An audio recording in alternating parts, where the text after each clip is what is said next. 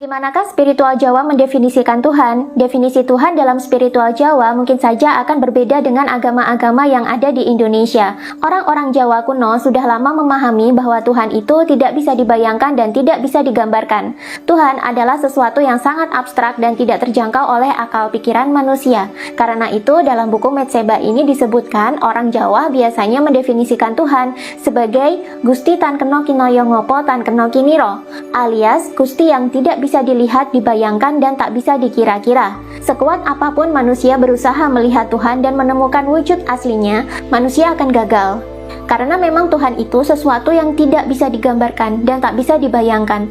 Namun orang Jawa itu sudah paham Tuhan itu bisa dialami oleh setiap manusia, yakni ketika hati atau jiwanya bersih. Karena itu Tuhan disebut dengan Gusti, yang merupakan kepanjangan dari Bagusing Ati. Inilah salah satu sebab kenapa di Jawa tidak ada ritual khusus untuk menyembah Tuhan, karena Tuhan memang tidak bisa digambarkan. Berbeda dengan agama-agama setelah peradaban Jawa kuno yang banyak mempersonifikasi Tuhan dalam beragam sosok dan sifat. Contohnya, dalam agama Kristen, Tuhan dipersonifikasikan dalam sosok Yesus Kristus. Di Hindu, Tuhan dipersonifikasikan dalam sosok dewa-dewa Trimurti. Di agama Zoroastrianisme, Tuhan dipersonifikasikan sebagai Ahura Mazda. Namun, karena definisi Tuhan di spiritual Jawa ini tidak dipersonifikasi dalam sosok apapun, justru spiritual Jawa ini bisa melebur ke dalam agama-agama baru. Sebab pada dasarnya, setiap agama mengakui bahwa Tuhan itu abstrak dan tak terbayangkan, sehingga ini selaras dengan pemahaman spiritual Jawa, dan bergabunglah spiritual Jawa ini ke dalam agama-agama baru. Makanya sekarang kita kadang mendengar istilah Islam Kejawen, Kristen Kejawen, Hindu Jawa, Buddha Jawa, dan sebagainya. Tapi, mengapa di beberapa agama pendatang Tuhan justru memiliki personifikasi dalam sosok-sosok tertentu? Ini karena untuk memahami bahwa Tuhan itu abstrak dan tak terbayangkan itu memang sulit. Dibutuhkan kecerdasan yang cukup tinggi untuk bisa sampai ke taraf ini. Dan tidak semua manusia memiliki kapasitas dan pemahaman ke arah sini. Sebagian manusia memang tidak mampu berpikir ke arah sana. Karenanya, beberapa agama akhirnya mempersonifikasi Tuhan dalam sosok tertentu sehingga mudah dimengerti manusia. Namun sebenarnya manusia yang sudah tinggi spiritualitasnya, sudah tinggi tingkat kesadarannya, dengan sendirinya ia akan menyadari bahwa Tuhan itu bukanlah seperti yang dipersonifikasikan itu, melainkan sangat abstrak dan tak terbayangkan. Itulah kenapa arti orang Jawa adalah orang yang sadar, sebab sejak zaman dulu orang Jawa sudah sadar bagaimana hakikat Tuhan sebenarnya. Selengkapnya Mbah No Keramat dimanapun Anda berada. Nah, ini Mbah No tampil untuk membahas, untuk menambah penjelasan tentang yang dibahas Mbak Lia Lestari gitu. Jadi ini Mbah No tidak mendebat atau tidak apa ya, karena Mbah No juga mendalami dengan spiritual juga ya, mendalami tentang kejawen iya, karena leluhur Mbah No sampai Mbah No Bapak Mbah No, mbahnya Mbah No, nah, itu juga mendalami tentang spiritual Jawa sampai wukon dan apa ya namanya, kalau hari leton itu Mbah No semua pelajari. Jadi ini yang saya ambil tadi itu tentang Tuhan bagi orang Jawa tidak bisa digambarkan, tidak bisa diceritakan, atau tidak bisa diabstrakkan. Ya emang benar seperti itu. Terus ibaratnya Tan Keno Kinoyo Opo, emang benar begitu.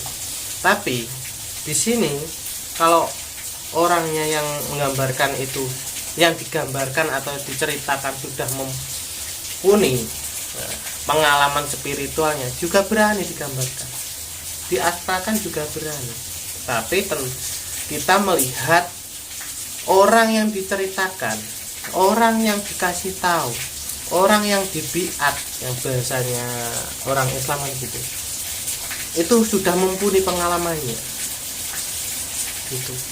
Sebetulnya Tuhan itu wujud, Tuhan itu ada bagi orang Jawa. Tuhan itu juga abstrak, karena di Islam juga disebutkan Allah wujud hitam bakok sampai 20. Berarti Allah itu wujud, berarti ada wujudnya. Allah itu kekal, berarti ada sifatnya yang kekal, tidak akan pernah mati. Jadi makanya orang Jawa bisa menerima, bisa beradaptasi dengan semua agama, karena di semuanya itu kalau memumpuni dan tidak ada pengakuan sebagai Tuhan, gitu loh. Yang dibaca semua itu tentang cerita, di Al-Quran pun juga cerita, di kitab-kitab lain juga cuma cerita, bukan pengalaman. Tapi kalau orang Jawa yang ditulis itu sebuah pengalaman. Nah, kitabnya orang Jawa itu adalah alam, gitu. Nah, Islam pun diambil ada katanya lam, sebetulnya juga alam, diambil dari alam, gitu loh. Jadi kalau Mbak Lesti itu apa ya, orang Jawa itu tidak ada Tuhan, saya garis bawahi seperti itu tadi, karena Tuhan bagi orang Jawa itu tidak bisa digambarkan, tidak bisa diceritakan, atau tangkeno kinoyo opo, emang tidak bisa dipikirkan. Tapi kalau sudah mencapai tahap kesempurnaan, keabadian, biasanya orang kan bisa menyebutkan begitu, jadi bisa dimengerti, bisa tahu, bisa kita pahami. Nah, di situ nanti kalau sudah ke tahapan seperti itu, bisa orang bercerita itu tentang manunggale kawula lan Gusti, jadi menyatu, gitu ya Mbak Lia Lestari, yang gitu. Mohon maaf sebelumnya saya komen tentang pencerahan sama ini sebetulnya bagus. Sebetulnya bagus. Tapi kalau saya gambarkan simpelnya, ini orang Jawa itu tidak ada ketuhanan. Kalau saya garis bawahi seperti itu, kayaknya ini unsurnya itu nanti. Kalau saya salah paham ya mohon maaf, tapi videonya kan saya ambil garis bawahi seperti itu. Nah, di situ adalah kita nanti sebutnya Gusti. Gusti bisa disebut bagusnya hati. Berarti kalau kita itu tahapan ya Mbak Lia ya. Kalau kita itu untuk mengenal ketuhanan, untuk mengenal Sang Yang Wenang atau Sang Yang Tunggal, kita menyebutnya, kalau orang Islam Tuhan, kalau kita itu kalau orang umum itu Tuhan, kalau orang Islam itu Allah. Nah, kalau orang Jawa itu itu Gusti, itu juga sebutan. Sang Yang Wenang itu juga sebutan. Sang Yang Tunggal itu juga sebutan. Itu Sang Yang, itu Sang Yang Tunggal, berarti kan Sang Yang Wenang, itu kita menyebutnya seperti itu. Yang menang untuk diri kita, bukan untuk orang lain. Makanya orang Jawa itu acuh dengan keyakinan orang lain itu, gitu loh. Orang bilang keyakinannya begini, oh iya, kita orang Jawa bisa menerima apapun keyakinan orang lain, karena orang Jawa itu disebutnya Jawa. Jawa itu ngerti kemampuan orang itu sebegitu, kemampuan orang ini begitu, mengerti, bisa menerima, gitu loh. Yang penting tidak merusak tatanan Jawa, seperti adat, selamatan.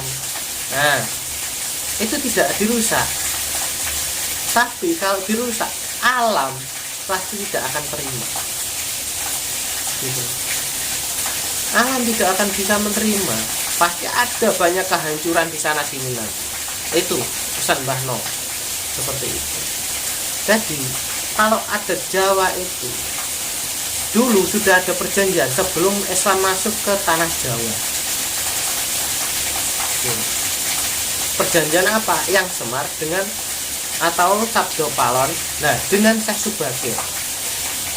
Agama Islam tuntunan Islam, keyakinan Islam bisa diajarkan di tanah Jawa, asal tidak merusak tatanan Jawa atau adat Jawa. Seperti itu Mbak ya. Jadi nah, terus saya lanjutkan. Di Jawa tidak ada ritual khusus untuk menyembah Tuhan. Nah, ini malah yang salah. Kalau Mbak Lia emang cuma sekedar membaca, ya jangan kelewatan lah. Kalau di Jawa tidak ada ritual khusus untuk menyembah Tuhan. Nah, kalau orang Jawa itu tidak ada ritual khusus menyembah Tuhan, bagaimana kita menghadap Sang Yang Menang itu? Bagaimana terciptanya manunggali kawulolan Gusti?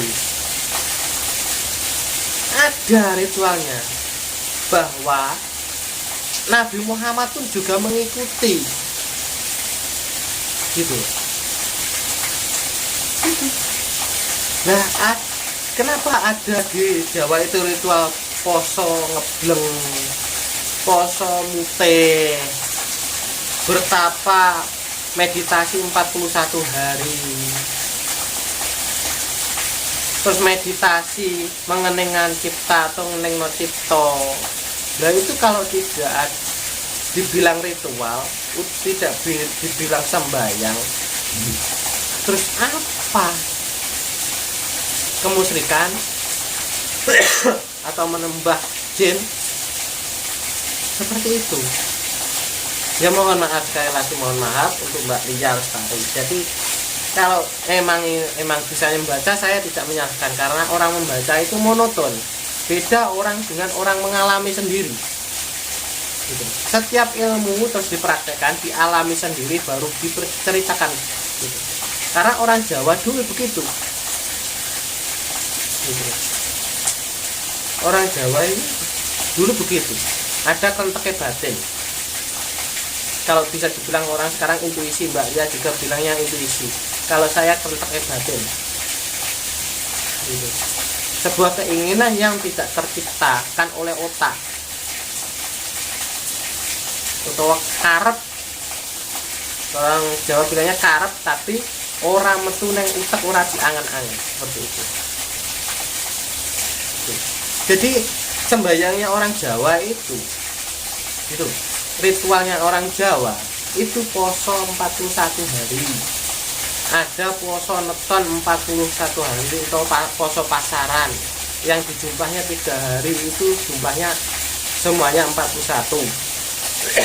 Terus poso ngebleng atau mati geni, itu ada tirakat lagi, apa itu poso neton lahir sampai pupak pusar, berarti 1 hari sampai 5 hari. Biasanya hari ke-1 dia apa itu lahir, terus sampai hari ke-5. Nabi Muhammad juga mengikuti itu. Jadi itu yang khususnya setiap hari kita lepas jam 12 atau mau jam 12 kita meditasi menghadap Sang Yang Menang atau manunggali kawulolan Gusti. Itu juga sembahyang atau ritual. Kalau ritual ya Mbak Lia, ritual itu ada yang sesaji, ada pisang, ada buceng, ada bunga. Itu ritualnya ada bahasanya sendiri-sendiri, ada sebutannya sendiri-sendiri. Ada pisang rojo, ada ingkung.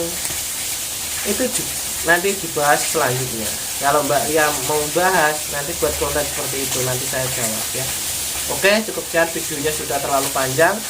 Saya tegaskan, orang Jawa juga punya Gusti atau Tuhan, sebuah keyakinan, atau yang bisa disebut Sang Yang Menang atau Sang Yang Tunggal, gitu. Lebih simpelnya itu semua sebutan. Kalau yang benarnya Sang Maha Menghidupi, gitu ya. Tapi nanti tidak ada sebutan, tidak bisa disebut Allah, tidak bisa disebut Tuhan, gitu. Kalau sebuah sebutan itu Sang Yang Menang atau Sang Yang Tunggal. Tapi sebenarnya itu adalah bahasanya Sang Menghidupi, Sang Yang Menghidupi. Jadi yang menghidupi kita itu kita sudah mengerti. Kita itu hidup adalah ada yang menghidupi. Kita bernapas, ada yang memberi nafas. secara otomatis. Napas itu tidak bisa diatur. Coba napas itu ditahan 1 jam, mati. Oke. Jadi sekali lagi buat Mbak Lia, saya mohon maaf lahir batin bila kata saya itu ada menyinggung. Saya cuma menambahi ya, supaya orang Jawa yang belajar Jawa itu tidak ada salah pemahaman. Oke, buat sedulur Mbah No Kramat, semoga konten saya bisa bermanfaat dan menambah pengetahuan semuanya. Rahayu, rahayu, rahayu lebur dene pangas putih.